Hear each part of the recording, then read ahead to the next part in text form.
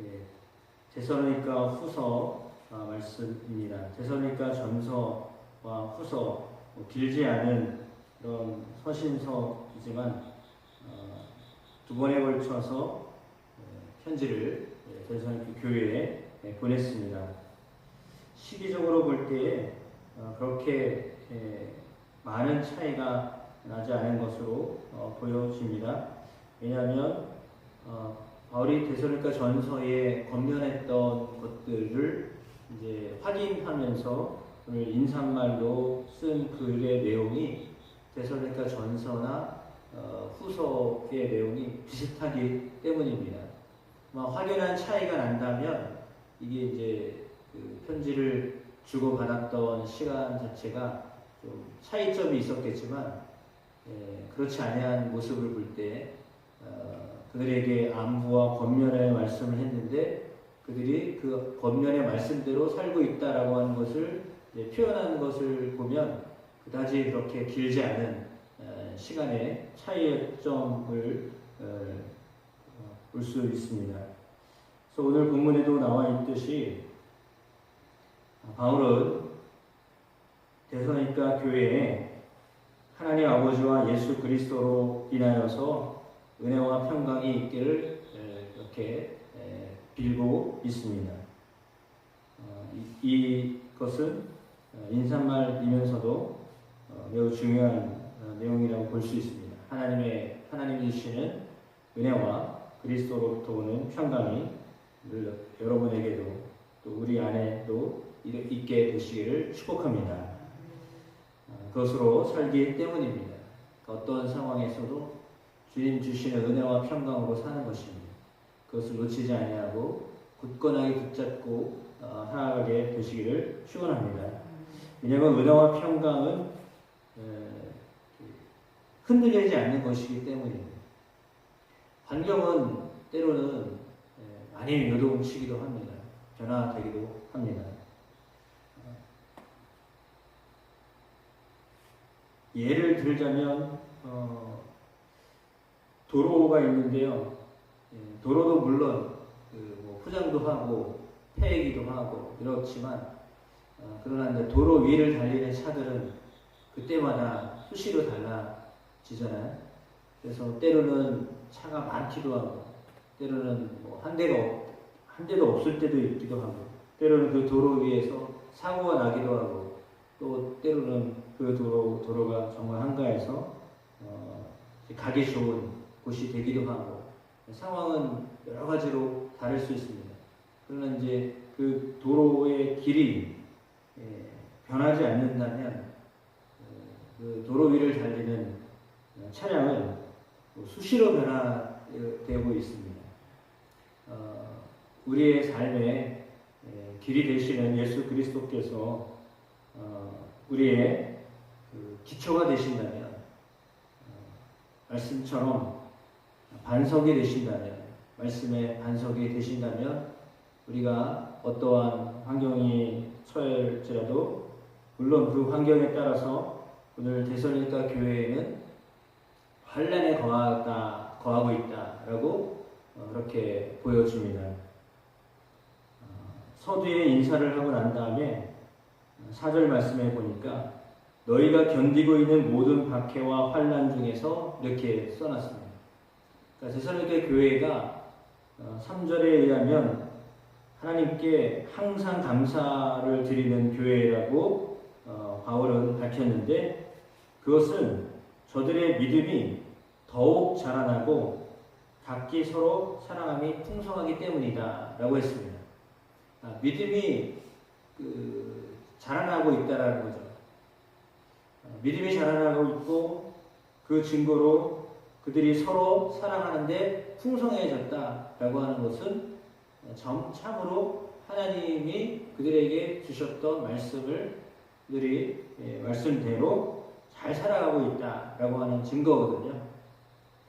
그 증거는 바로 오늘 말씀처럼 특별히 박해 가운데, 환난 가운데도 인내하고 믿음으로 말미암아 자랑거리가 되었다라고 하는 것입니다. 여러분 안에 하나님의 말씀을 기초로 하여서 살아가되 그것이 기초가 되어진다면 분명히 환난을 이길 수 있다라고 하는 것입니다. 고난이 와도 이기게 하신다라고 하는 겁니다. 그러니까 이 말씀이 여러분 안에 참으로 중심이 되셔서 어려움이 올 때 그 말씀을 붙잡고 견디시기를 축복합니다. 말씀처럼 인내하는 것입니다. 박해가 없는 게 아니라, 그러니까 복은 박해가 없는 것이 아니라 박해가 있지만 그 박해와 환난을 견디는 것입니다. 이기는 것입니다. 그러니까 예수 그리스도를 믿어서 우리가 복된 길을 걸어간다라고 하는 것은요, 환난을 없는 길을 하나님 여신다는 것이 아니라요, 환난이 있지만 환난을 이기게 하신다는 것입니다. 그러니까 그것을 잊지 마셔야 됩니다. 근데 잘못 믿으면 어떻게 오해하느냐면, 예수를 믿으면 다 잘 돼야 된다, 다 형통해야 된다 라고 생각하기 쉬운데 그렇지 않고요, 오히려 환난이 더 올 수 있습니다. 거기서 오는 착오가 생기면 안 됩니다. 믿음이 있기 때문에 환난이 오는 겁니다. 생각을 해보세요. 환난이 있는데 환난 가운데 더 견고해지게 하는 거예요. 일본은 지진이 많은 나라예요. 그러니까 일본이 지진이 많은 나라이기 때문에 내진 설계를 더 이렇게 까다롭게 해요. 그러면 웬만한 바람 불거나 지진이 와도 흔들릴 정도지만 무너지지는 않거든요. 그런데 그런 내진 설계나 이런 것들이 왜 생겼겠어요? 계속해서 지진이 일어나기 때문에 그걸 강화시키다 보니까 이제 더 견고한 그런 설계를 하게 하는 거예요. 깊이를 어떻게 한다든지, 또 자재는 어떤 걸 써야 된다든지, 흔들리면 어떻게 견뎌야 되는지가 계속해서 이게 보강이 되고 보충돼서 웬만한 지진은 그냥 와도 끄떡 없는 거죠. 근데 그게 되지 아니하면 이거는 조금만 흔들려도요, 무너지게 돼 있어요. 마찬가지예요. 우리의 삶에 환난이 오는데 그 환난을 견딜 수 있도록 우리의 믿음이 그 인내함으로 더 견고해지도록 하시는 거예요. 그 환난이 줄어들면 참 하나님의 은혜, 그것도 하나님의 은혜이지만 환난이 계속될 수도 있습니다. 그러나 그럼에도 불구하고 그 환난 속에서 이기게 하시는 것이요, 참된 하나님의 은혜예요. 물론 야베스의 기도처럼 내게서 환난을 지나가게 해주십시오 라고 하는 기도를 드려야죠. 당연히 드려야죠. 하나님도 그것을 환난이 오는 것은 하나님 그렇게 기뻐하시지 않으실 거예요. 그러나 그럼에도 불구하고 환난이 있을 때 하나님 허락하신 환난이죠. 하나님 허락하지 아니하는 환난이 어디 있겠어요? 그 어려움이 있는데 그 어려움을 허락하지 아니하시면 어려움이 있을 수도 없잖아요. 그렇다면 환난도 하나님이 허락하신 거라고요. 하나님이 허락하셨다면 허락하신 환난도 이길 수 있도록 하나님이 우리에게 견고한 믿음을 더하여 주시는 겁니다. 그걸 이길 수 있는 믿음을 더하여 주시는 겁니다. 소망을 더 갖게 하시는 것입니다. 거기서 이제 이 차이점이 생기는 거죠. 그러니까 믿음이 연약한 사람은 환난에 오면 그냥 주저앉으려고 합니다. 그러나 믿음이 강한 사람은 그거를 뚫고 나갑니다. 그러니까 자신이 없는 사람은 나갈 수가 없겠죠. 예를 들어 아까도 도로 얘기했지만 비가 조금 옵니다. 비가 조금 오는데 초보 운전자들은 비가 조금 오면 어떻게 할까요? 차를 세워 놓습니다. 나갈 생각 안 합니다. 겁이 나니까 그냥 서 있습니다. 근데 운전을 잘하는 사람은 물론 너무 자기 자신을 과도하게 믿는 사람은 그냥 속도를 줄여야 되는데 비 오면 속도를 줄여야 될 거 아니에요. 근데 자기 자신의 실력을 믿는 사람, 너무 과신하는 사람이죠. 도로의 사정을 생각하지 않은 사람은요, 그냥 막 밟아도 됩니다. 평소처럼. 그러면 사실은 이게 너무 과신하다 보면 사고가 나게 되어 있잖아요. 그러니까 너무 과신해도 안 돼요. 자기를 믿고 과신하면 안 되는 거고, 그렇다고 너무 자신 없이 아예 시도도 안 하고 그냥 나가지도 않고 그러면 그것도 문제잖아요. 조금만 어려워도 가만히 있는 거예요. 이거는 아니다 싶으면 그러는 거예요. 그러나 그럼에도 불구하고 그 비가 어느 정도 올 때는 속도도 좀 줄여가면서 좌우를 더 살피고 앞을 보고 정신이 없죠. 물론 와이퍼도 이렇게 해야 되죠. 옆차도 더 잘 봐야 되죠. 차선도 더 똑바로 봐야 되죠. 얼마나 볼고 신경 쓸 게 많습니까? 그러니까 가다 보면 참 신경 쓸 일이 더 많아지는 것 같습니다. 그럼에도 불구하고 가는 겁니다.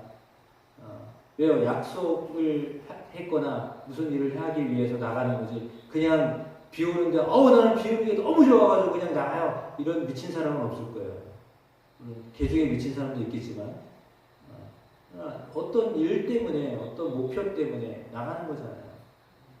우리의 믿음도 목표가 있으니까 나가는 거지. 그냥 힘들고 어려운데도 그냥 무턱대고 그렇게 하는 사람은 없을 거예요. 우리의 믿음의 목표는 하나님의 나라잖아요. 하나님의 나라 때문에 우리가 환난이 와도 견디는 겁니다. 우리가 이런 어려움 가운데, 박해 가운데도 믿음을 지키는 것은 하나님의 나라가 있다라고 하는 확신 때문이잖아요.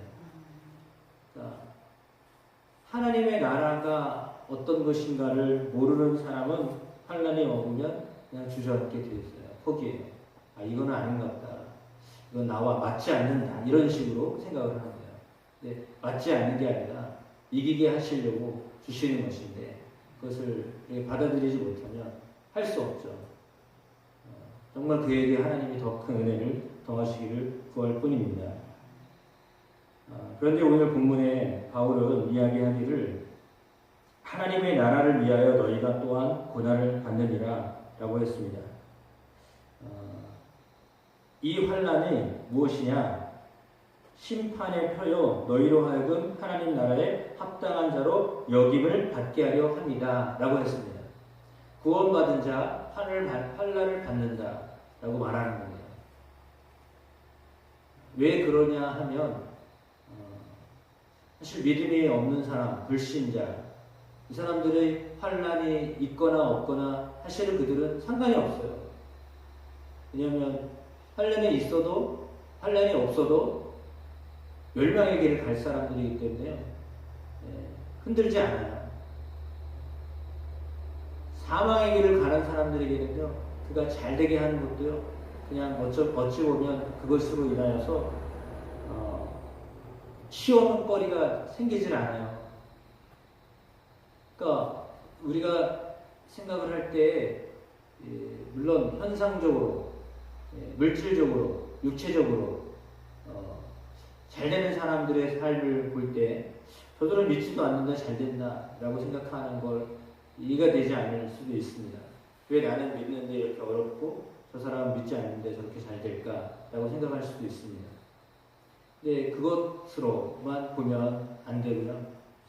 왜냐하면 물론 세상에 하나님이 모든 것을 다 주관하십니다.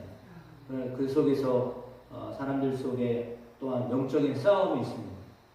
영적 싸움 가운데 하나님의 백성들이 사단에 의하여서 이렇게 어려움을 당하기도 하고 힘겨운 가운데 살기도 합니다. 그런데 믿지 않는 사람은 아예 건드리지도 않을 수도 있습니다. 왜냐하면 그냥 그렇게 안 건드려도 신경을 안 써도 멸망의 길을 가고 있기 때문이에요. 그러므로 우리 안에 환난이 오거나 박해가 오거나 한다는 것은 믿는 사람의 어떤 증표다. 바울은 그렇게 해석을 하고 있는 것입니다.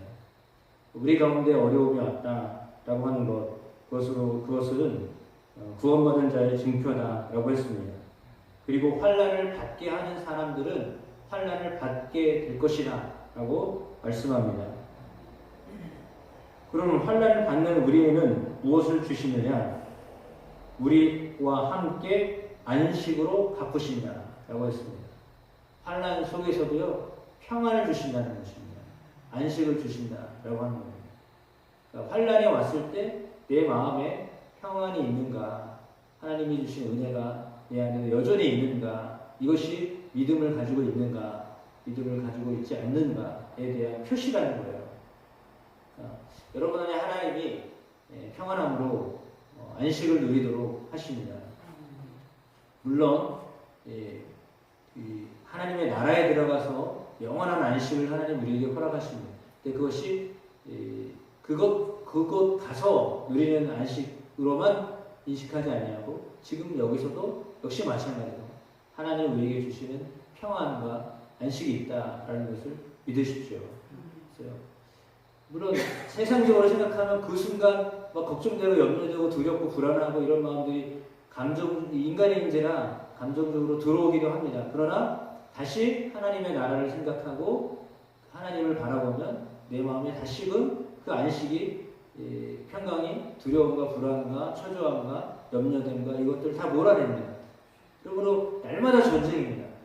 순간마다 전쟁입니다. 그러나 하나님 주시는 안식을 사단이 빼앗을 수 없기 때문에 주님이 성령 안에서 우리에게 주시는 평강을 하나님이 꼭 붙잡도록 우리에게 인도하시기 때문에 하나님은 하나님을 모르는 사람과 예수 그리스도의 복음에 복종하지 않는 사람은 형벌을 내리신다라고 했거든요. 믿는 이들에게는 영광이 있습니다. 10절에 그날에 그가 강림하사 그의 성도들에게서 영광을 받으시고 모든 믿는 자들에게서 놀랍게 여김을 얻으시리니 이는 우리의 증거가 너희에게 믿어졌습니다.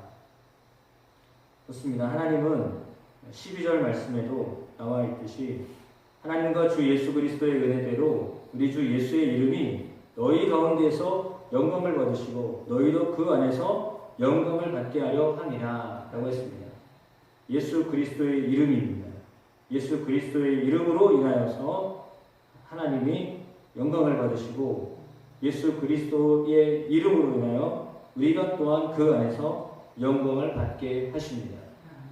그 은혜 속에서 영광을 돌리게 하시고 그 영광을 또한 함께 누리게 하시는 하나님을 그리스도의 이름을 의지하여 오늘도 그 이름 때문에 때로는 고난당하고 그 이름 때문에 환난이 올지라도 그 이름으로 인하여 하나님 앞에 영광이 되도록 그 이름으로 인하여 하나님이 우리에게 안식을 주시고 그렇게 역사하시는 하나님을 믿음으로 오늘도 사랑하는 여러분 되시기를 예수의 이름으로 축복합니다.